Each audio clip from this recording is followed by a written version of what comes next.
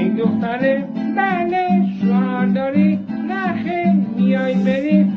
نمیام. چرا نمیای؟ نمیخوام. میای بریم. لحظه خدافزی به سینه هم فشردمه. اگه زهرا داری تو زندگی این آهنگو بفرست واسه زهرا خانم. ستاره آسمون نقشی زمین زهرامون